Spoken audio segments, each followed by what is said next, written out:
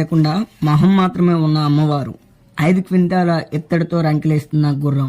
రాత్రి అయితే చాలు ఆ అమ్మవారు ఊరంతా ఈ ఎత్తడి గుర్రం మీద తిరుగుతూ ఉంటుందంట. అదే కాకుండా ఈ టెంపుల్ చుట్టూ బ్యూటిఫుల్ సీనరీస్ అయితే ఉంటాయి. ఇది ఎక్కడా కాదండి, రాయగడ మజ్జిగౌరమ్మ టెంపుల్.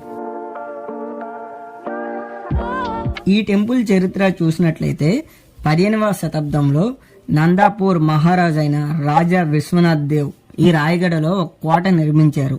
అతనికి 108 మంది రాణులు ఉండేవారటండి. ఆ రాజు అమ్మవారిని ఆ కోట మధ్యలో పూజించేవారు. అంటే మధ్య గదిలో వెలిసిన అమ్మవారుగా పూజించేవారండి. ఈ రాయగడ ఆంధ్రప్రదేశ్ ఒడిస్సా బోర్డర్ లో ఉంది. తెలుగు వాళ్ళు ఎక్కువగా ఉండడం వల్ల మజ్జిగర్యానిని మజ్జిగౌరమ్మ టెంపుల్ గా మారింది.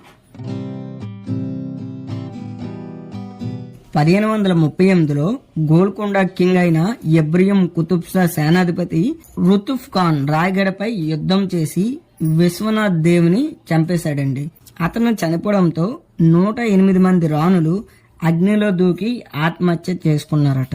దీన్నే సతీగుండం అంటారు. అయితే ఆ రాజు చనిపోవడంతో ఈ అమ్మవారి టెంపుల్ ని ఎవరు చూసేవారో లేరు. అండ్ కోట కూడా కూలిపోయింది. అలా కాలం గడిచింది. 1930లో బ్రిటిషర్స్ విజయనగరం నుండి రాయ్పూర్కి రైల్వే లైన్ వేశారండి.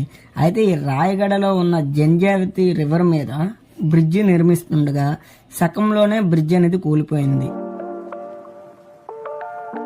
ఇలా జరిగిన తర్వాత బ్రిటిషర్స్ కల్లోకి మజ్జిగౌరమ్మ అమ్మవారు వచ్చి నాకు టెంపుల్ని నిర్మిస్తేనే బ్రిడ్జ్ నిలబడుతుందని చెప్పారంట. ఆ విధంగా ఈ టెంపుల్ని నిర్మించారు. ప్రతి సంవత్సరం చైత్రమాసం ఏకాదశి నుండి పౌర్ణమి వరకు 5 రోజుల పాటు చైత్ర పండుగ అయితే జరుగుతుందండి. శక్తి హోమం ఇక్కడ ఘనంగా నిర్వహిస్తారు.